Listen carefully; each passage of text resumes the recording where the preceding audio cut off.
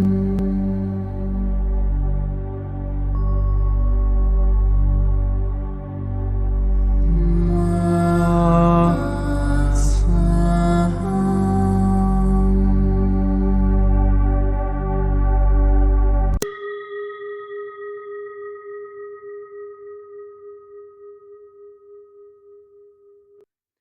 qui suit est la transcription d'un échange entre Mathias de Stefano, désigné ici comme moi, et son soi supérieur désigné comme je suis.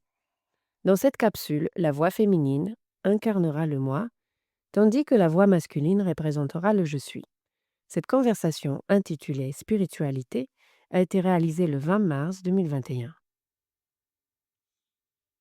Parfois j'oublie que je vis dans un pays aussi religieux.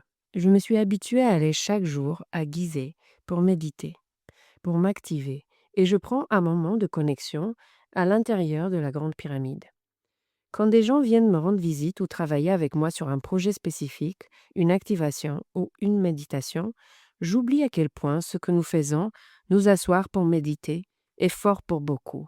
Beaucoup ici nous appellent Abada, c'est-à-dire les adorateurs. Qu'adorons-nous? Selon eux, les pyramides. Dans de nombreux cas, ils ont peur de ce que nous faisons, et certains d'entre eux le rejettent, bien que quelques-uns ressentent de la surprise, de l'admiration et de la curiosité, et une poignée seulement ressentent la même chose et vivent comme nous. L'Égypte est un pays très religieux, musulman, et pourtant l'un des plus ouverts du monde, islamique. J'ai grandi dans un pays d'héritage catholique et même la constitution argentine semble nous reconnaître comme catholiques apostoliques romains, bien que dans ma famille, mon quartier et mon école, la plupart des gens fussent agnostiques. L'environnement dans lequel j'ai grandi était celui d'une éducation laïque, dans un foyer qui ne croyait pas en Dieu et qui n'avait pas de dogme religieux. Dans mon enfance, je ne suis allée qu'une seule fois à l'église, en accompagnant des voisins. Je n'ai jamais eu de contact avec la religion, je ne comprenais pas de quoi ils parlaient, et je n'ai jamais eu à faire quoi que ce soit pour sortir d'une pensée religieuse. Cela rend peut-être plus difficile pour moi de comprendre l'effort que beaucoup ont dû faire pour sortir de l'aquarium, pour se libérer de la cage et découvrir ce qu'il y avait à l'extérieur. Au début, la religion me semblait absurde, dénuée de sens. Si j'avais pu survivre tant d'années sans croire en quoi que ce soit, ni en aucun Dieu, alors quelle différence y avait-il à croire ou à ne pas croire? Mais en grandissant, j'ai compris qu'il y avait beaucoup de gens qui avaient besoin de suivre certains, pas pour vivre ce que d'autres vivent librement. Quand tu voyages, tu utilises généralement le GPS. Toi, en particulier, tu prends Google Maps et tu le consultes pour savoir combien de temps ça va te prendre et quel est le chemin le plus rapide. Et quand tu le sais très bien, tu détestes éteindre le GPS avant d'arriver à destination en suivant la ligne bleue qui t'indique où tourner, quelle sortie prendre. Quand tu conduis, tu respectes le code de la route, tu t'arrêtes au feu rouge, tu avances au feu vert. Es-tu attentif à la route? Si tu n'avais pas de GPS, arriverais-tu à la même destination?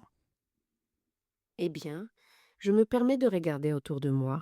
Oui, mais c'est vrai qu'en étant attentif au GPS, je ne regarde généralement pas les panneaux qui ne m'intéressent pas. Je vais uniquement là où je veux aller. En ignorant d'autres chemins possibles pour arriver au même endroit, peut-être plus long, plus complexe, mais avec plus de paysages que tu manqueras en voulant arriver vite. De plus, tu te sens plus en sécurité en suivant les instructions du GPS qu'en regrettant de t'être perdu et en devant réfléchir à comment sortir de là où tu t'es fourré. Dans cette crise momentanée, que vit celui qui conduit lorsqu'il se perd ou prend la mauvaise sortie? Oui. Eh bien maintenant, tu comprends pourquoi les gens choisissent une religion plutôt que la spiritualité. Aujourd'hui, j'ai vu un mème sur Instagram qui reprenait l'image de ce post. Deux poissons, l'un dans l'océan regardant l'autre dans un aquarium flottant sur l'océan. Je trouve ça assez pertinent. Je vois que cette image tente d'expliquer que la religion t'enferme. Mais l'intérêt de cette image est qu'elle prend la partie de la spiritualité en rejetant le point de vue du poisson qui est dans la religion. C'est là tout le problème. Quand quelqu'un découvre la spiritualité, il a souvent envie de briser l'aquarium de toutes les personnes qu'il connaît dans le monde, en criant ⁇ Soyez libres, l'océan a de la place pour tout le monde ⁇ Mais ce qu'il ne pense pas, c'est que beaucoup de ceux qui se trouvent dans un aquarium y sont de leur propre gré. L'aquarium leur procure de la sécurité, car c'est tout ce qu'ils connaissent. L'aquarium est le foyer où ils savent comment se débrouiller. La religion est ton GPS. Le mot religion vient de ré, revenir, à nouveau, et de ligare, attacher, unir, lier. Cette idée fait référence au fait d'unir les personnes sur un même chemin afin qu'aucune ne se perde. Pourquoi? Pour le comprendre, il faut, comme toujours, remonter aux origines de notre histoire. Souviens-toi que les peuples primitifs vivaient en groupes que nous appelons clans. La clé de la survie des membres d'un clan était de rester ensemble. Comme dans le film Les Croûtes, où le père est tout le temps effrayé, essayant de garder la famille unie pour qu'il ne leur arrive rien. Cette idée est logique. À une époque où les dangers sont si nombreux pour un être aussi faible que l'humain, au milieu de la nature, dépourvu d'autre défense que l'intelligence et l'interaction avec les autres. Ainsi, la clé de la survie était l'interconnexion, et rester tous ensemble était fondamental. Mais chacun devait accomplir ses tâches. Ils avaient donc besoin de liens solides, émotionnels et mentaux, qui les maintenaient unis. C'est ainsi que naît la morale, règle de vie en communauté, qui conduit à l'idiosyncrasie, ensemble d'idées et de concepts régissant un groupe, qui donne naissance à la culture, tradition cyclique que répète un clan ou un peuple pour maintenir cette unité sous forme de célébration et de fête. Et avec celle-ci naît la religion, loi qui détermine ce qui est bien et ce qui est mal et qui se projette vers l'infini, au-delà de la vie, dans un lieu concret. La religion unit la culture et la morale à l'idiosyncrasie et génère un mélange d'images attribuées aux totems de pouvoir et aux héros, produisant des entités dignes d'être adorées, d'abord dans la nature tangible, puis dans le cosmos intangible. C'est pourquoi les premières religions parlent d'êtres divins dotés d'attributs d'animaux, de montagnes et de rivières. Et dans les dernières religions, ces entités s'humanisent, à l'image et à la ressemblance des héros de l'histoire. Les milliers de religions ont donc été un mécanisme et un outil de subsistance qui a aidé les clans et les civilisations à créer des liens solides entre les individus au-delà de la vie. L'image d'une divinité unissant les peuples au-delà de leur tradition ou de leur langue, et les familles pouvaient se regrouper pour former des villages et des villes en fonction de ces images. On pourrait dire que les dieux sont en religion ce que les drapeaux sont au pays. Quelque chose comme ça, un emblème qui unit. C'est pourquoi la religion est synonyme de sécurité. Le chef d'un clan, le chaman, le sage, le prêtre, qu'il s'agisse d'un homme ou d'une femme, devient celui qui guide et unit les gens. La religion a joué un rôle clé dans la survie et l'expansion des peuples, et c'est toujours le cas. Tout comme un enfant a besoin de ses parents au cours de son développement jusqu'à ce qu'il devienne adulte, la religion est comme cette mère qui guide, qui accompagne, qui nourrit, qui protège, qui apporte sécurité et protection. Qui peut refuser une mère? C'est pour cela que les religions existent. Et qu'en est-il de la spiritualité? Ce que, du moins pour moi, je considère que j'essaie de faire, de vivre. Comme nous l'avons dit maintes et maintes fois, le mot spiritualité vient du latin spirare, qui signifie respirer. Respirer ou respiratio. C'est l'action d'inspirer encore et encore dans un cycle constant. Ainsi, la spiritualité est la qualité de respirer correctement. Cela n'a rien à voir avec ce que nous considérons comme de la spiritualité aujourd'hui. Parce que vous avez paré la spiritualité des atouts de la religion. Et c'est normal. La spiritualité ne cache rien d'autre que la beauté de vivre, de jouir, de reconnaître que la vie est un souffle constant. C'est pourquoi les anciens disaient que le Créateur, qu'il soit féminin ou masculin, était un souffle constant. Ham, inspiration. Het, retenir l'air. Et hum, expiration. selon la tradition atlante. Celui qui respire correctement n'a besoin de rien. Il trouve la liberté. Celui qui respire profondément trouve le calme, la vie, la vérité, la contemplation. Observe le tout. Se reconnaît qu'en faisant partie de tout ce qui respire, connecté aux cieux, car l'air semble être infini dans toutes les directions. Tout comme un poisson dans l'océan, tu respires dans l'atmosphère et tu sens que tu t'étends. Mais tout comme dans une atmosphère ou dans un océan, l'air ou l'eau, en quantité infinie, dessine un environnement éternel, où il n'y a nulle part où s'accrocher, où tu es tellement grand que tu te sens rien. Il n'y a pas d'attachement, seulement expansion et intégration, palpitation, un battement, une pulsation, qui mène de l'intérieur vers l'extérieur constamment, mais de manière infinie dans le temps et l'espace. La spiritualité, donc, est éternelle, elle est infinie, et elle n'a ni limite, ni règle, ni schéma, ni indication. Il n'y a pas de guide, pas de leader. Il n'y a personne d'autre que toi-même au milieu d'une gigantesque masse d'eau ou d'air qui t'entoure. Et beaucoup sont terrifiés par cette image. Ils ont besoin de se sentir en sécurité. Ils ont besoin d'une cage. Ils ont besoin d'un aquarium. Sinon, ils ne trouveraient pas la liberté, mais le désespoir.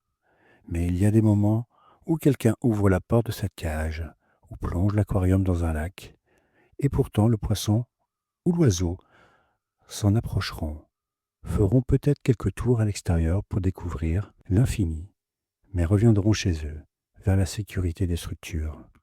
Ils se sentent bien en sachant que la cage est ouverte, qu'ils peuvent sortir quand ils le souhaitent, qu'ils peuvent nager librement, à tout moment. Mais ils ont besoin de la sécurité des limites. C'est pourquoi ils embellissent la spiritualité avec la religion, afin que le passage de l'aquarium à l'océan ne soit pas traumatisant. C'est la raison pour laquelle les personnes spirituelles continuent de parler d'anges, de fées, de cérémonies ou de hiérarchie spirituelle. C'est une étape d'adaptation à la véritable spiritualité, celle qui ne possède ni culture, ni morale, ni particularité. Nous avons déjà parlé une fois du fait que tu comparais ce que je fais à une religion. Comment faire pour que les gens qui me suivent sachent nager dans l'océan? Eh bien, c'est à toi de nager, de leur montrer que tu n'as pas peur de le faire. As-tu peur? Je suppose que non. Eh bien, tu vas le démontrer. Tu ne peux pas créer un mouvement et prétendre qu'il est spirituel. La spiritualité vient de l'unité, mais pour y parvenir, le banc de poissons est parfois nécessaire. Un groupe de poissons qui voyagent ensemble en mer. Cela procure la sécurité du foyer, de la religion, tout en leur donnant la possibilité de nager en mer, libre, pas à pas. Tu ne peux pas pousser quelqu'un à vivre au milieu de l'océan Pacifique alors qu'il a passé toute sa vie dans l'étang d'une maison. L'image des deux poissons en relation avec le jour des pieds attire mon attention. Dans le christianisme, on associe les poissons aux pieds et les disciples à des pêcheurs d'hommes. Pourquoi? Marcher sur les eaux, une histoire de christianisme. Se mouiller les pieds dans le monde sans s'y plonger. L'enseignement de la marche sur les eaux de la Galilée est lié à la démonstration qu'il est possible de vivre ses émotions sans se laisser submerger par ses passions et ses besoins d'attachement. Que le Maître s'élève au-dessus de cela et qu'en même temps, il s'autorise à ressentir ses eaux. Car pour pouvoir marcher avec ses frères et sœurs, il a besoin de ressentir comme eux sur le chemin de la vie. Se mouiller les pieds, c'est unir le chemin spirituel au chemin terrestre. Les disciples de Jésus-Christ étaient tous des pêcheurs de Galilée. Ils vendaient du poisson au marché.